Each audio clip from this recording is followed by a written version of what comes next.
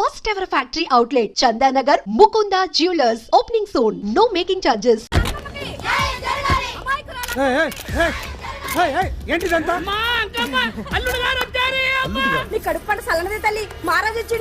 అసలు ఎవరు మీరు?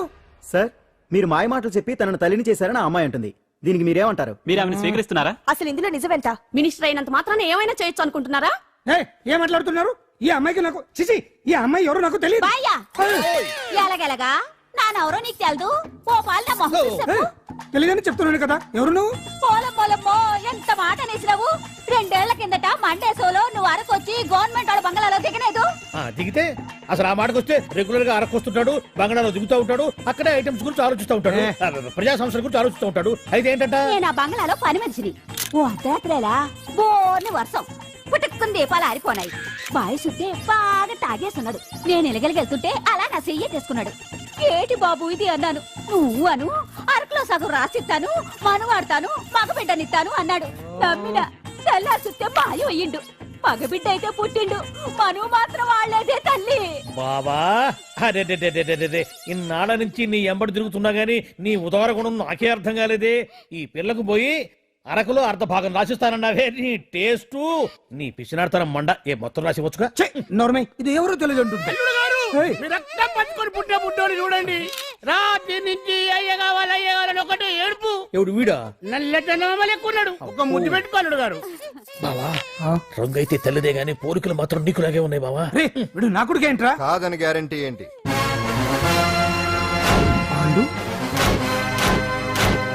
కన్ఫర్మ్ వీడి వాడు, వాడే వీడు.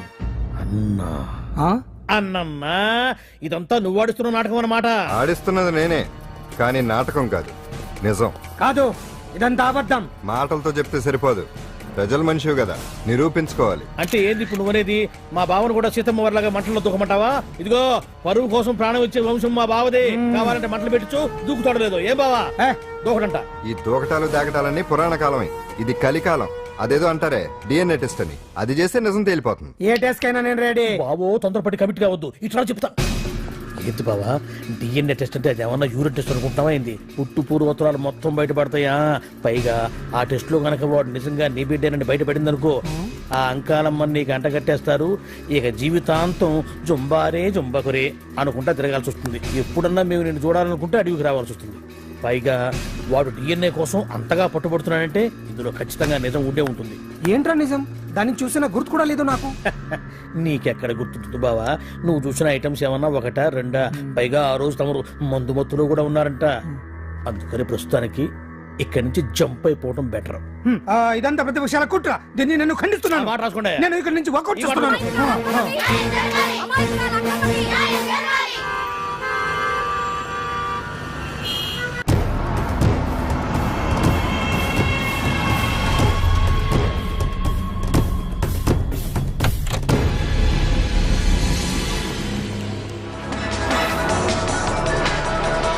బిడ్డకు తండ్రి మంత్రి భగవానేనంటూ న్యాయ పోరాటం చేస్తున్న కొండజాతి అంకమ్మ ఉదంతం తెలిసిందే. కాగా నిన్న అర్ధరాత్రి గుర్తు తెలియని కొందరు వ్యక్తులు అంకమ్మ శిబిరంపై దాడి చేసి అక్కడున్న వాళ్లందరినీ గాయపరిచి అంకమ్మను తీసుకువెళ్లిపోయారు. ఇది ముమ్మాటికి మంత్రి భగవాన్ పనేనని మహిళా సంఘాలు ఆందోళన వ్యక్తపరుస్తున్నాయి. బావా బావా బావా బావా బావా బావా బావా బావా ఇప్పుడు అర్థమైంది బావా నువ్వేంటో. అసలు నీకు నువ్వే సాటిపా బావా. నువ్వు అడకపోయినా సరే నీకు అర్జెంట్ గా ఒక ఐటమ్స్ పార్టీ అరేంజ్ చేద్దామనిపిస్తుంది బావా. ఏంట్రా? ఏంటేంటి బావా, నిన్ను ఏమీ తెలియనట్టుగా శిబిరం దగ్గర నుంచి వాకౌట్ చేసి రాత్రికి రాత్రే దాన్ని లేపేసి సాక్ష్యం కూడా మాయం చేశావంటే అందుకే బావా నువ్వు ఆటో భగవాన్ స్థాయి నుంచి మినిస్టర్ భగవాన్ స్థాయికి ఎదిగింది. ఏంట్రా ఏదో పిచ్చి పిచ్చిగా మాట్లాడుతున్నావు? సరేలే బావా నువ్వు మరీను. ఇదిగో బావా నన్ను మరీ అంత పరాయుడుగా చూడద్దు బావా. గత రాత్రి కొంతమంది రౌడీలు వచ్చి అంకమ్మ శిబిరాన్ని ధ్వంసం చేసి అంకమ్మను మాయం చేశారు. ఇది మినిస్టర్ భగవాన్ పనే ఉంటుంది అని టీవీ వార్తల్లో చెప్తుంటే చూసి నేను తెలుసుకోవాలా బావా. ఓన్లే ఒక మంచి పని చేశావు, పిల్లాన్ని స్కూల్లో జరిపించావంటగా బయట చెప్పుకుంటున్నారు. తల్లి నెట్టు లేపేశావు. నేను లేపేవేంట్రా? నేను కాదు కాదు కాదు నువ్వే నువ్వే నువ్వే అని బయట చెప్పుకుంటున్నారు. కొంపదీసి ఆ రౌడీలు పంపించింది నువ్వు కాదా? నేను కాదు. వామ్మో ఇదేదో నీ నాశనానికి వచ్చినట్టుంది బావు. అది నీ బుద్ధి అందరికీ తెలుసు కాబట్టి ఎలాగూ నిన్నే అనుమానిస్తారని ఆ పాండుగాడే మనుషులను పంపించి ఈ నాటకం ఆడిచుంటాడు. ఏదో ఆందోళనలో ఉన్నట్టున్నారు. హిందోళ రాగం వాయించి మార్కులు కొట్టేస్తాను వాటిని.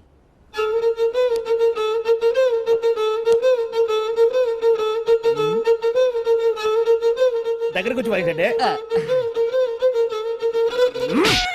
లోపల ఎవరండి? హలో,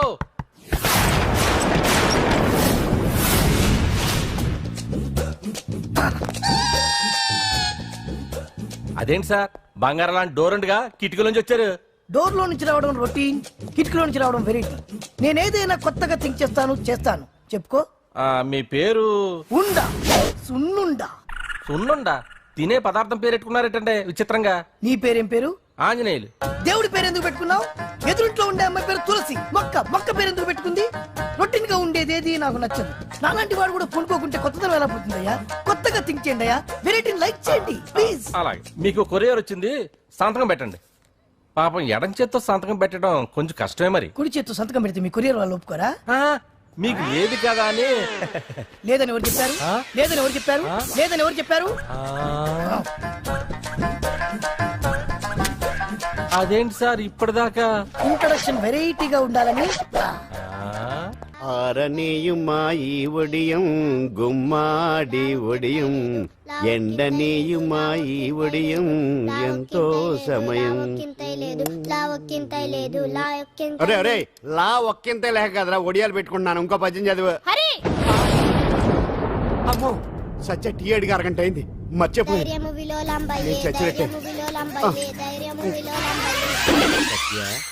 ఏంటి ఎంతసేపు అడిగి?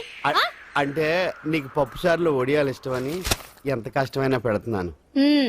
తాగు. ఏంటిది? కాఫీ అడిగితే టీ ఇస్తావా? అదే ఇందాక హాల్లోంచి టీ అని పిలిచావు కదా. నేను టీ అనలేదు, నువ్వు చెప్పింది వినపడక ఏమిటి అన్నాను. ఏమిటిలో టీ ఒకటే వినిపించి. చిచ్చి, పెళ్ళం ఆఫీస్కి వెళ్ళి కష్టపడొస్తుంటే అన్ని అమర్చి పెట్టాలని లేదు. ఇంట్లో ఉండి పీకే పనేంటంట? మా వాళ్ళు నీకిచ్చి అనవసరంగా నా గొంతు కోసారు. యాక్చువల్ గా డైలాగ్ నాది కదా. అన్నయ్య గారు, అక్కయ్య గారు ఒకసారి ఇలా వస్తారా? వస్తున్నా అక్కయ్య గారు. ఏంటి అక్కయ్య?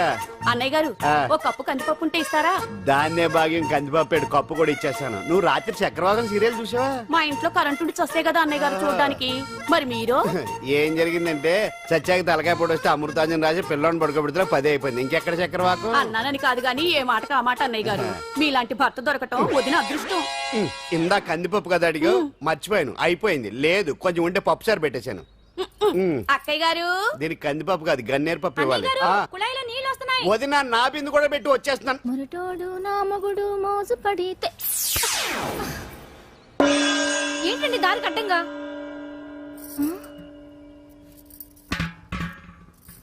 ఏమండి? చెల్లెమ్మ నీళ్ళు వచ్చేస్తున్నాయట. ఏంటి ఏమైంది? ఏంటోనండి ఉలుకు పలుకు లేకుండా పడున్నారు. అవునా? ఏమండి? ఒరే సుబ్రహ్మణ్యం సామ్యాన పూలు పట్టరండి. ఒరే జోగరావు సెంటు పట్టరా, వాసన వచ్చేస్తున్నాడు. ఐస్ కూడా పట్టరా. ఇప్పుడు అవన్నీ ఎందుకండి అన్నయ్య గారు? ఇంకా నీకు బొట్టు ఖర్చు పూల ఖర్చు లేదమ్మా. బావ నీకు న్యాయం చేసి వెళ్ళిపోయాడు. అన్యాయం చేసిపోయారు. రాత్రి వంకాయ కూర వండమంటే వండి పెట్టారు. ఎల్ఐసి పాలసీ కట్టమంటే కట్టకుండానే పోయాడు.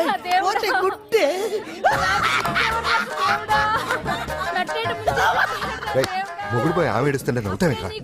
ప్రపంచంలో ఎవరు చచ్చిపోయినా రొట్టెని ఏడవడమేనా? కొత్తగా థింక్ చేయండి.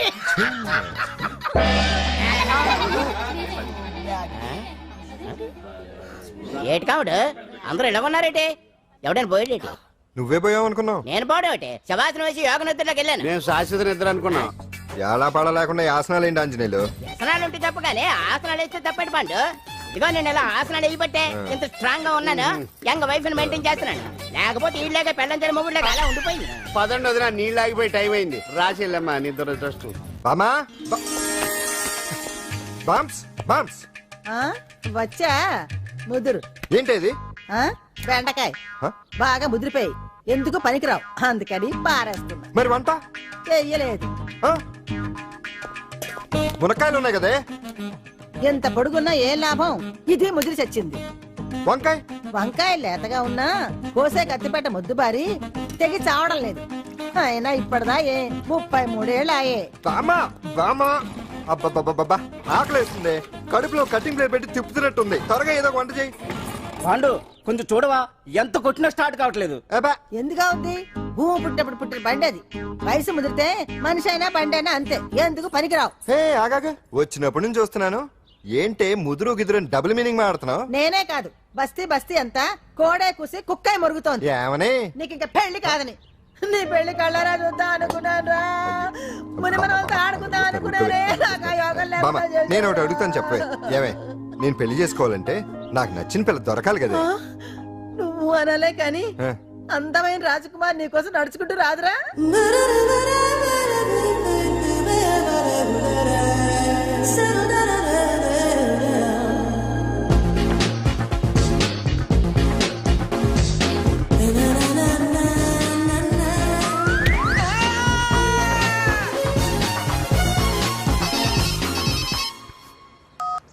Hello what? డాడీకి హార్ట్ అటాక్ వచ్చిందా? ఎప్పుడు వచ్చింది? ఇప్పుడు ఎలా ఉంది? ఏ హాస్పిటల్ అడ్మిట్ చేశారు? హలో హలో ఛీ, ఇప్పుడే ఛార్జింగ్ అయిపోవాలా? నాకు తీసుకోండి మేడం, నో ప్రాబ్లం. నాది వాడుకోండి. ఇది ఛార్జింగ్ అయిపోయింది. చార్జరు ఫుల్ ఛార్జింగ్ తీసుకోండి. నా సిగ్నల్ సూపర్, ఎక్కడైనా వస్తుంది. Okay thank you. హలో, ఇది సిగ్నల్ రావట్లేదు. నాది వస్తుంది, తీసుకోండి. Full signal. Okay. Hello hello, ఇది కలవట్లేదు. ఇది ట్రై చేయండి please. Okay thank you. Hello, ఇది కలిసిందండి. హలో, ఏ హాస్పిటల్? రూమ్ నెంబర్ ఎంత? డాక్టర్ గారు వచ్చారా? ఓకే.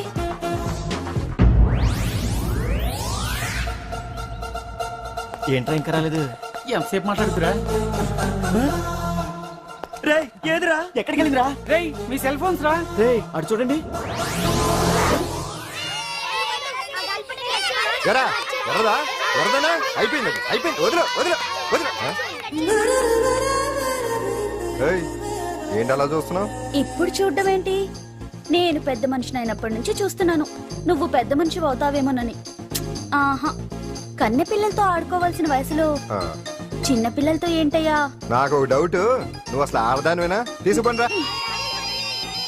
హలో, అక్కడ కాదు ఇక్కడ. ఏయ్, ఏంటిదంతా? ఈ రోజు నా సంపాదన. నన్ను కట్టుకో. నిన్ను కష్టపెట్టకుండా నా సంపాదనతో సుఖ పెడతాను. ఛే, ఛే, ఛే, ఛే. దొంగతనం కూడా ఒక సంపాదన. థూ. పాండు, తొందరపడి మా కుల వృత్తిని కించపరచు. ఒక్కసారి దొంగతనం చేస్తే తెలుస్తుంది ఇది ఎంత రిస్కీ జాబ్ అనేది. నువ్వేం తండ్రి బాబు, దొంగతనం చేసే కూతురుని కోపడకుండా. డాక్టర్ కొడుకులు డాక్టర్లు, యాక్టర్ కొడుకులు యాక్టర్లు అవుతున్నప్పుడు దొంగ కూతురు దొంగ అవడంలో తప్పే ఉంది. అయినా ఇది మామూలు దొంగ కాదయ్యా. సెల్ ఫోన్ లో దొంగతనం చేయడంలో స్పెషలైజేషన్ చేస్తుంది. ఒకప్పుడు ఈ వాచ్లు వాలేశ్వరరావు పేరు చెప్తే ఎవరు చేతుకున్న వాచ్ అయినా గడగడగడలా ఆడిపోయేది. ఇప్పుడు సుందర పేరు చెప్తే ఏ సెల్ ఫోన్ అయినా షేక్ అయిపోతుంది తెలుసా? అమ్మా, నువ్వు ఎప్పటికైనా ప్రైమ్ మినిస్టర్ సెల్ ఫోన్ కొట్టేయాలి. అదే నా ఆశయం. తీరుస్తావు కదూ? తప్పకుండా నాన్న. ఆపండి, తొక్కలో సెంటిమెంట్ మీరేను. పోలీసులు తీసుకెళ్లి 2 నెలలకోసారి జైల్లో పెట్టిన సిగ్గులేదు నీకు? సిగ్గెందుకు? దొంగలకు జైలు దేవాలయాలు లాంటివి బాబు. నీకెట్టకు సిగ్గులేదా? నేను దాంతో మాట్లాడుతున్నాను. అయినా మీతో మాట్లాడటం నా టైం వేస్ట్. నా వాచేది ఎక్కడుంది? కొట్టేసి 2 నిమిషాలు 2 సెకండ్లు. చీ దొంగనాయలా. పండు పండు, గాలిపటం చెట్టు కొమ్మకి ఇరుక్కుపోయింది. రే మీరు ఇక్కడే ఉన్నాను, నేను తీసుకొస్తాను.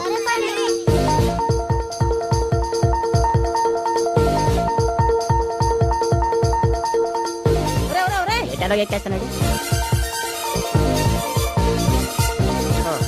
హరి, ఇంట్లో పని చేయకుండా ఏం చేస్తున్నావు అక్కడ? టైం 5 అవుతుంది.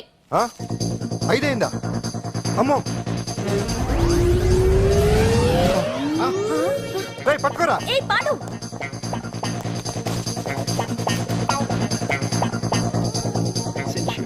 శ్రీదేవి నా చాయిస్ 4. అమ్మయ్య, అంజలి ప్రోగ్రామ్ ఇంకా రాలేదు. అంతెత్తు మించి దూకింది. టీవీ చూడ్డానికా? టీవీ చూడటానికి కాదు, టీవీలో అంజలిని చూడటానికి. ఇదిగో పిల్లలు, ఫోన్ నంబర్ ఇస్తారు, ఆ నంబర్ మీరు అందరూ కొట్టండి. ఇదిగోండి పట్టుకోండి. ఇదిగో పట్టుకో. నమస్కారం. వచ్చింది. ఈ పోటీ ప్రపంచంలో ప్రతి మనిషికి మానసిక ఒత్తిడి ఒక పెద్ద సమస్య అయిపోయింది. అలాంటి సమస్యలకు పరిష్కారం చూపడానికే ఈ మీకోసం కార్యక్రమం. ఈ లైవ్ ప్రోగ్రామ్ లో ఈ రోజు మిమ్మల్ని కలుసుకోబోయే వ్యక్తి ప్రముఖ మానసిక వైద్యులు శ్రీ గుండు హనుమంతరావు గారు. హనుమంతరావు గారు, నమస్కారం. నమస్కారం. కొట్టండి కొట్టండి. నంబరు 04014374757. ఫోన్ చేసి డాక్టర్ గారితో మాట్లాడండి. దొరికింది దొరికింది దొరికింది దొరికింది. ఈ రోజు మన ఫస్ట్ కాల్ ఎవరో చూద్దామా? చూద్దాం చూద్దాం చూద్దాం. హలో హలో హలో హలో, అంజలి గారు బాగున్నారా? బాగున్నానండి. మీరు? మనమండి. మనమంటే? పాండు పాండు. ఓ మీరా? మీరు ఈ ఏడాది అవార్డు కొట్టేస్తారని పోయిన ఉగాది లైవ్ ప్రోగ్రామ్ లో చెప్పాను కదా, కొట్టేశారు. That is Pandu. మీకు ఇంకా తిరుగులేదు, కుమ్మేయండి. టీవీ యాంకర్వి నీ మీదేంటి అతనికి అంత అభిమానం? ఏ సినిమా వాళ్ళ మీద క్రికెట్ వాళ్ళ మీద అభిమానం ఉండాలా? ఒక మనిషి నచ్చాలంటే గొప్ప హోదానే ఉండక్కర్లేదు, మంచి మనసుంటే చాలు. పంప తీసి అంజలి మనసు టీవీలో నీకు కనిపించిందా ఏంటి? అదే మరి. మీకు తెలియని విషయం ఒకటి ఉంది. ఏంటో? అంజలిని టీవీలో చూసే ముందే బయట ఒకసారి నేను చూశాను. ఒకరోజు కేటరింగ్ సప్లై కోసం నేను సిమ్స్ హాస్పిటల్కి వెళ్ళాను. అక్కడేదో ప్రారంభోత్సవం కోసం మంత్రి గారు వచ్చారు. అక్కడే మొదటిసారి నేను అంజలిని చూశాను. నేను ప్రారంభించిన ఈ క్యాన్సర్ విభాగం అందరికీ ఆరోగ్యాన్ని ఆయుష్ని సమకూర్చాలని మనస్ఫూర్తిగా కోరుకుంటున్నాను.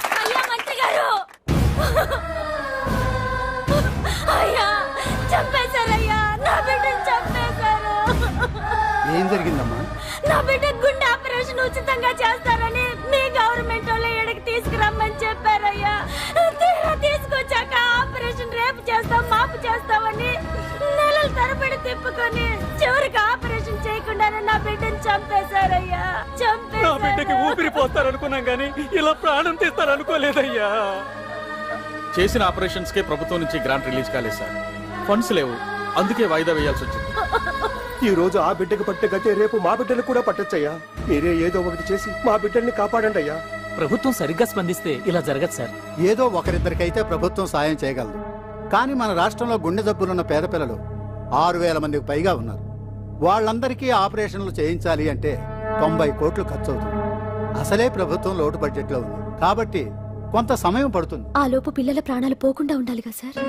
ఎంతకు పూర్తవని ఎన్నో ప్రాజెక్టుల కోసం వేల కోట్లు కేటాయిస్తున్నారు. వస్తాయో రాబో తెలియని విదేశీ కార్ల కంపెనీల కోసం కోట్ల రూపాయలు అడ్వాన్సులు ఇస్తున్నారు. పేద పిల్లల ప్రాణాల కోసం ఆ మాత్రం శాంక్షన్ చేయలేరా సార్? విమర్శించడం తేలికేనమ్మా, పరిష్కరించడమే కష్టం. కష్టం కాదు సార్. ఒక్కో నియోజకవర్గ అభివృద్ధి కోసం ఎమ్మెల్యేకి 50 లక్షలు, ఎంపీకి 2 కోట్లు ప్రభుత్వం కేటాయిస్తోంది. మొత్తం వాళ్ళకి కేటాయించిన 229 కోట్ల నిధుల్లోంచి 20% కేటాయిస్తే సుమారు 45 కోట్లు వసూలవుతాయి. దాంతో చాలా మంది పిల్లలకి ఆపరేషన్లు చేయించొచ్చు. ప్రభుత్వ పథకాల ప్రచారం కోసం సంవత్సరానికి 100 కోట్లు పైగా ఖర్చు పెడుతున్నారు. అందులో 4వ వంతు కేటాయించినా ఈ ప్రాబ్లం పూర్తిగా సాల్వ్ అవుతుంది. మీరే ఆలోచించండి సార్. బాగా చెప్పావమ్మా. నాయకులు ఈ మాత్రం ఆలోచించగలిగితే ఇంకా సమస్య ఉందమ్మా. ప్రతిదానికి నాయకుల్ని వేలెత్తి చూపడం కాదు, మనం కూడా ఆలోచించాలి. నిజానికి మన రాష్ట్రంలోని 8 కోట్ల మంది మనసు పెడితే 6,000 మంది పిల్లలకి ఆపరేషన్లు చేయించడం అసాధ్యం కాదు. ఎవరికి తోచినంత వారు సాయం చేస్తే ఆ పసివాళ్ల జీవితాలకి వెలుగునిచ్చిన వాళ్ళవుతారు.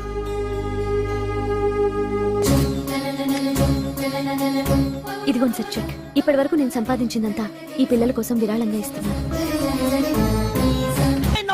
అందరూ నోటితో తింటున్నారు కదా, నీడు తేడాగా తింటున్నాడేమో. ఆల్రెడీ అలాగే తింటున్నాడు.